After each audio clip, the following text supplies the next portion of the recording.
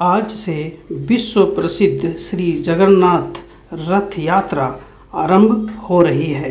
जी हां, आप जानते हैं कोविड-19 के कारण पिछले 2 वर्षों से 2020 और 2021 में रथ यात्रा का आयोजन नहीं हो पा रहा था, परंतु 2022 में इस विश्व प्रसिद्ध रथ यात्रा का शुभारंभ होने ही वाला है। जी हां, अभी कुछ ही घंटों के बाद रथ यात्रा आरंभ हो जाएगी। आप देख रहे हैं नए निर्मित रथ को पूजा अर्चना करते हुए।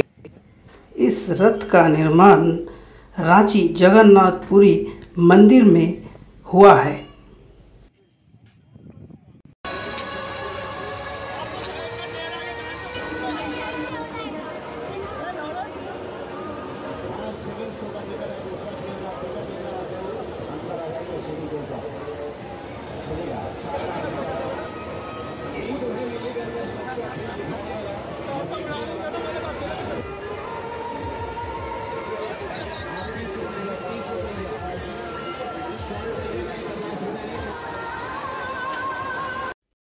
आज 1 जुलाई 2022 को रथ यात्रा आरंभ हो रही है।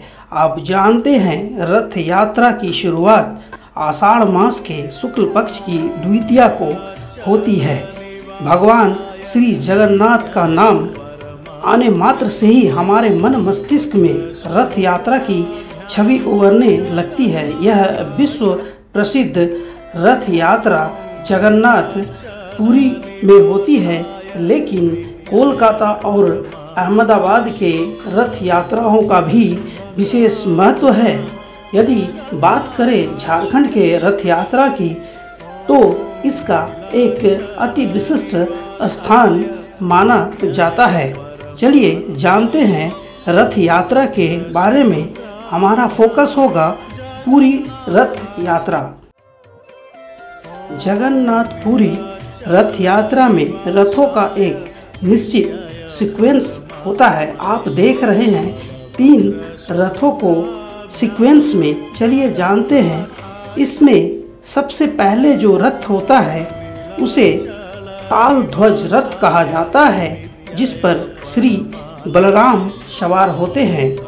ठीक इसके पीछे जो रथ है उसे पद्म ध्वज रथ कहा जाता है, जिस पर माता सुभद्रा सवार रहती है। वहीं सबसे पीछे जो रथ होता है उसे गरुण ध्वज रथ कहा जाता है, जिस पर भगवान श्री जगन्नाथ जी विराजमान रहते हैं। पूरी की यह जो रथ यात्रा होती है, यह मुख्य मंदिर से लेकर गुंडीचा मंदिर तक की होती है। यह दूरी 3 किलोमीटर की है, जिसमें लाखों श्रद्धालु भाग लेते हैं। रथ यात्रा की अति विशिष्ट धार्मिक महत्व होती है। जगन्नाथपुरी के मुख्य मंदिर से रथ यात्रा एक निश्चित सीक्वेंस में आरंभ होती है, जिसमें श्री बलराम, माता सुभद्रा और सबसे अंत में भगवान श्री जगन्नाथ जी विराजमान होते हैं। और फिर यह रथ गुंडीचा मंदिर पहुंचती है। गुंडीचा मंदिर में 9 दिनों के दर्शन के बाद ही घूरती रथ यात्रा आरंभ होती है। आप देखेंगे रथ को खींचने में लाखों लोगों की सहभागिता होती है और यह एक पवित्र धार्मिक मान्यता है। आपने निश्चित रूप से गौर किया होगा, जगन्नाथपुरी के मंदिर में राधा कृष्ण की कोई युगल मूर्ति दिखाई नहीं देती है। यानी जगन्नाथ मंदिर जहाँ भी है वहाँ राधा कृष्ण की युगल मूर्ति नहीं होती है।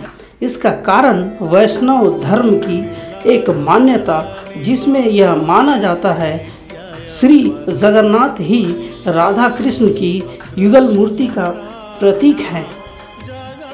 रथ यात्रा का महत्व केवल भारत में ही नहीं, क्योंकि इस पावन, पवित्र, अलौकिक रथ यात्रा में लाखों विदेशी श्रद्धालु भी शामिल होते हैं। इसके पीछे का कारण इस्कॉन मंदिर में राधा कृष्ण से जुड़े आस्थाओं पर विदेशी भक्तों का विश्वास। चलिए जानते हैं कुछ अन्य प्रमुख रथ यात्रा को। पूरी जगन्नाथ रथ यात्रा के बाद जो दूसरा सबसे महत्वपूर्ण रथ यात्रा का आयोजन होता है वह कोलकाता में होता है। कोलकाता में बिल्कुल पूरी रथ यात्रा जैसी ही प्रोटोटाइप बनाया जाता है। फिर इसे इस्कॉन मंदिर जो अल्बर्ट रोड में अवस्थित है वहाँ से ब्रिगेड पैरेड ग्राउंड तक की रथ यात्रा आयोजित होती है। फिर हम बात करें यदि अहमदाबाद रथ यात्रा की, यहाँ जो रथों का सीक्वेंस होता है यह सबसे पहले श्री जगन्नाथ, फिर सुभद्रा और अंत में बलराम जी होते हैं। अहमदाबाद की रथ यात्रा कुल 14 किलोमीटर लंबी होती है। अब क्यों ना फोकस शिफ्ट करते हुए झारखंड आते हैं। झारखंड में जगन्नाथ मंदिर से जो रथ यात्रा निकलती है उसमें एक ही रथ में श्री जगन्नाथ, सुभद्रा और बलराम विराजमान होते हैं और फिर यह दूरी मुख्य मंदिर से मौसीवाड़ी मंदिर की लगभग 1 किलोमीटर है जहां रथ यात्रा आयोजित होती है।